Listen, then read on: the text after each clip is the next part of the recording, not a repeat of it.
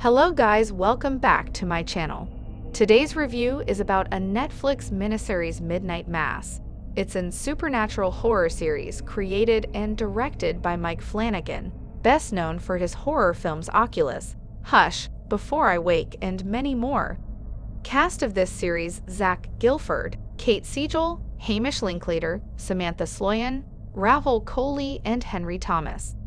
The plot centers on an isolated island community that experiences supernatural events after the arrival of a mysterious priest. It was released on Netflix on September 24, 2021, and received positive reviews.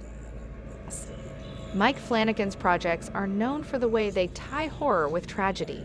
Think The Haunting of Hill House, Oculus, and Ouija, Origin of Evil. But while they're great at fleshing out the big picture themes in these shows and movies, Flanagan and his crew are also just as good at hiding fun Easter eggs and subtle details. Flanagan's latest Netflix project, Midnight Mass, definitely doesn't skimp when it comes to this. Regarding how all of his projects tie together, Flanagan told Entertainment Weekly, "It's all becoming incredibly convoluted, really connected. That's our goal. I want all of these projects to just be a big ball of rubber bands by the time we're done, just impossible to extricate from each other. If you were too busy being terrified of the vampire monster sucking blood in residents bursting into flames, we've gathered some blessed details that you may have missed during your first watch of Midnight Mass. Number 1. The series opens with the ichthys fish symbol on the car at the scene of the accident where Riley kills Tara Beth. Fish are prevalent in the Bible, which is in line with the religious themes on the show. Jesus, for example, multiplied loaves and fish to feed people. Crockett Island itself is a fishing village, but it's definitely been struggling after an oil spill. Number 2. At Riley's hearing, the voice of the judge is none other than that of Carla Gugino, who you might remember as Olivia Crane in The Haunting of Hill House and Jessie in Gerald's Game, other beloved Flanagan projects. Number 3. At the beginning of episode 1, Ed is reading Stephen King's Revival, which is about a minister who returns to town and delivers miracles. Might sound like a certain miracle-doling Monsignor with vampiric abilities. Number 4. Oddly enough, there's also a reference to Jenny Hand's Always and Forever, Lara Jean in the form of a book that Lisa reads in the first episode. Number 5. At the very beginning of episode 3, creator Mike Flanagan makes a cameo that's credited as Young Priest. He accompanies Monsignor Prout while they are on the Jerusalem tour together. Number 6. He also makes a cameo earlier in the first episode as a guy who's just watching the kids bike by. Number 7. The title itself, Midnight Mass, has been a thing in Mike Flanagan's projects. For example, it was the name of Maddie Young's, Kate Siegel, novel in the movie Hush. And yeah, Samantha Sloyan was in Hush as Maddie's friend Sarah before eviling things up in Midnight Mass as Bev Keane. The book was also used as a prop in Gerald's Game. Number 8. There's a Dana Scully poster in Riley's bedroom, which may or may not be a shout-out to Annabeth Gish, who plays Dr. Sarah Gunning in Midnight Mass and previously portrayed Monica Reyes in The X-Files.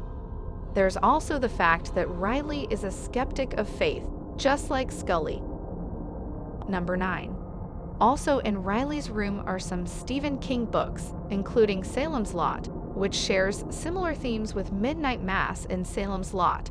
A man returns to his hometown, where the residents are becoming vampires.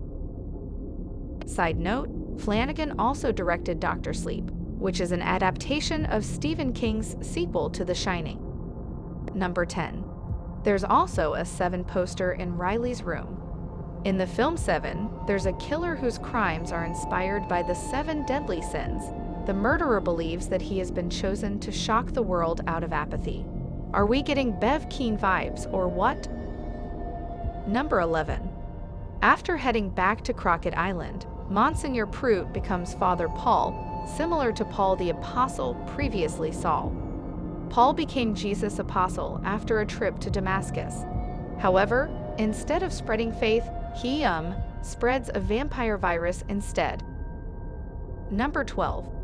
From Monseigneur Prude's perspective, the creature has an angelic halo as it heals him with its blood, while turning him into a vampire. In confession, Monseigneur Prude narrates, "Drink, drink.